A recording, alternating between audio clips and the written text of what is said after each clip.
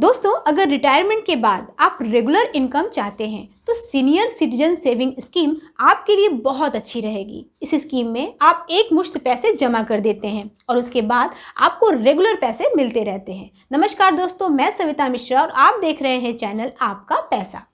आज हम आपको सीनियर सिटीजन सेविंग स्कीम से जुड़ी हर बातें बताएंगे और ये भी बताएंगे कि इस स्कीम का अकाउंट कैसे ओपन होगा और आप कौन सा फॉर्म यूज करेंगे।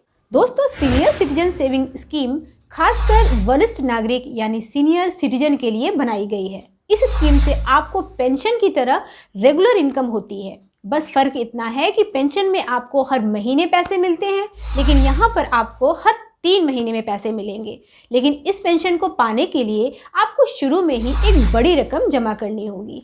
दरअसल आप जो पैसे जमा करते हैं उसका इंटरेस्ट हर 3 महीने पर आपको दिया जाता है और आपका पैसा ज्यों का त्यों बचा रहता है। और 5 साल बाद जब स्कीम का टाइम खत्म हो जाता है तो फिर आपको पूरा पैसा वापस मिल जाता है। आप चाहें तो उस पैसे से नया सीनियर सिटीजन सेविंग अकाउंट खुलवा सकते हैं और आगे भी आपको ब्याज मिलता रहेगा। अब बात आती है कि अगर हमें इस तरह से ब्याज लेना ही है तो फिर हम सीनियर सिटीजन सेविंग स्कीम ही क्यों लें। हम लोग बैंक में एफडी भी तो कर सकते हैं। तो दोस्तों, बात सही है, हम बैंक फिक्स डिपॉजिट करके हर 3 महीने पर इंटरेस्ट ले सकते हैं। लेकिन दोस्तों, मैं आपको बता दूं कि सीनियर सिटीजन सेविंग स्कीम आपके लिए ज़्यादा अच्छी रहेगी और उसकी सबसे बड़ी वजह है इंटरेस्ट रेट।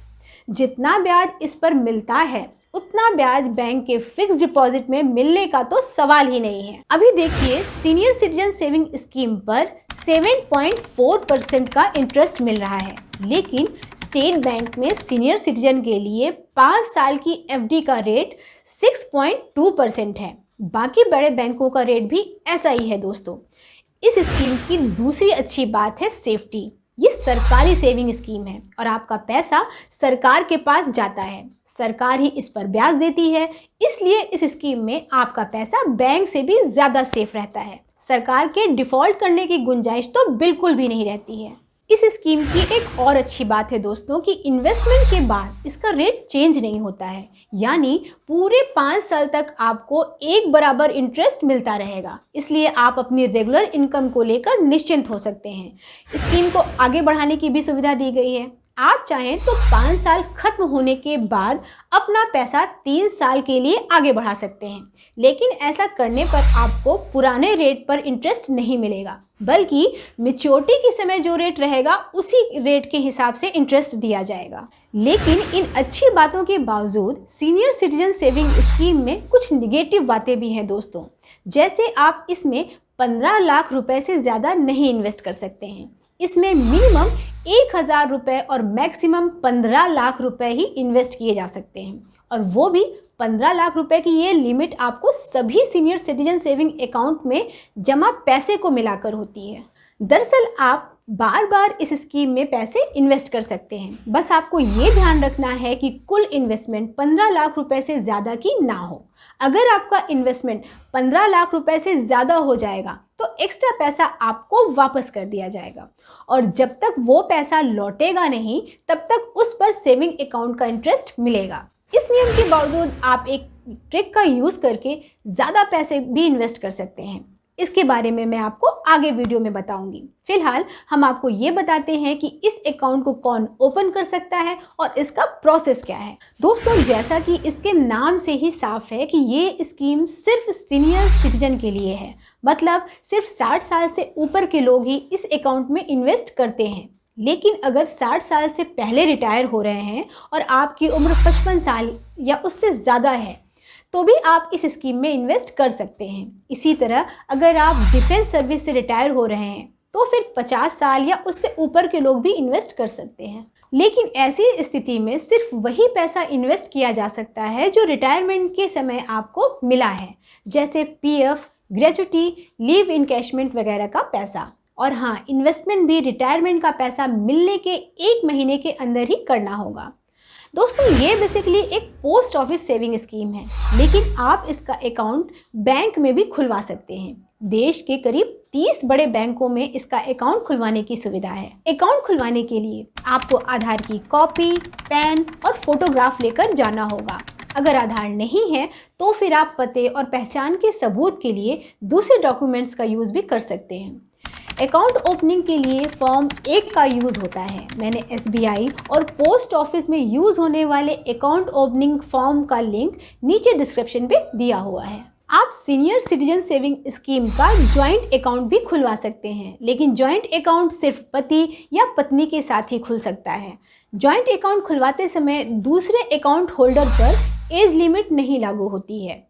जब आप सीनियर सिटीजन सेविंग स्कीम का अकाउंट खुलवाते हैं तो आपको एक पासबुक मिलती है दोस्तों। इसको आप संभाल कर रखिए क्योंकि अकाउंट बंद करते समय इसकी ज़रूरत पड़ सकती है। अकाउंट खुलवाने के साथ ही आपको अपना पैसा जमा करना होता है। इस पैसे पर पहले दिन से ही इंटरेस्ट मिलना शुरू हो जाता है। ब्याज का पेमेंट अगली तिमाही के पहले दिन किया जाता है, यानी 1 अप्रैल, 1 जुलाई, 1 अक्टूबर और 1 जनवरी को ब्याज दिया जाता है। ये सिलसिला पूरे 5 साल तक चलता रहेगा। 5 साल बाद अगर आप अकाउंट का और 3 साल के लिए एक्सटेंशन कराना चाहते हैं तो फॉर्म नंबर 4 भरकर जमा कर दें। पूरे 5 साल होने के बाद आपको 1 साल के अंदर एक्सटेंशन के लिए अप्लाई करना होगा। 3 साल का एक्सटेंशन सिर्फ एक बार के लिए मिलता है। एक्सटेंशन के 1 साल पूरे होने के बाद आप कभी भी अकाउंट क्लोज कर सकते हैं। इस पर कोई पेनल्टी नहीं लगेगी। 5 साल बाद अकाउंट क्लोज करने के लिए आपको फॉर्म नंबर 3 भरकर देना होगा। लेकिन अगर आपको पैसे की ज़रूरत है तो आप सीनियर सिटीजन सेविंग अकाउंट को 5 साल से पहले भी बंद कर सकते हैं। लेकिन वक्त से पहले अकाउंट क्लोज करने पर आपके डिपॉजिट से पेनल्टी काट ली जाएगी। दोस्तों, अगर आप 1 साल के अंदर अकाउंट बंद कर देते हैं तो आपको जितना ब्याज दिया गया है उसे काट कर पैसा लौटाया जाएगा। अगर 1 साल बाद लेकिन 2 साल से पहले अकाउंट बंद कराएंगे तो फिर 1.5% की कटौती के बाद पैसा वापस किया जाएगा। 2 साल बाद अकाउंट बंद कराने पर 1% की कटौती के बाद पैसा वापस किया जाएगा। प्री मैच्योर अकाउंट क्लोजर के लिए आपको फॉर्म नंबर 2 का यूज़ करना होगा। इन सभी फॉर्म का लिंक आपको डिस्क्रिप्शन में मिल जाएगा। अगर अकाउंट होल्डर की डेथ हो जाती है तो फिर अकाउंट क्लोज कराने पर कोई पेनल्टी नहीं लगेगी और नॉमिनी को पूरा पैसा वापस मिलेगा। डेथ की तारीख से लेकर पैसा वापस पाने के दिन तक सेविंग अकाउंट का इंटरेस्ट मिलेगा। डेथ के बाद पैसा निकालने के लिए फॉर्म नंबर 3 का यूज़ होगा। लेकिन अगर जॉइंट अकाउंट हुआ और पति या पत्नी ही एकमात्र नॉमिनी है तो वो उस अकाउंट को जारी रख सकते हैं। बस उन्हें 2 शर्तें पूरी करनी होंगी। पहली शर्त तो ये कि पति या पत्नी की उम्र 60 साल से ज़्यादा होनी चाहिए और दूसरी शर्त ये कि उनके पास पहले से कोई सीनियर सिटीजन सेविंग अकाउंट नहीं होना चाहिए।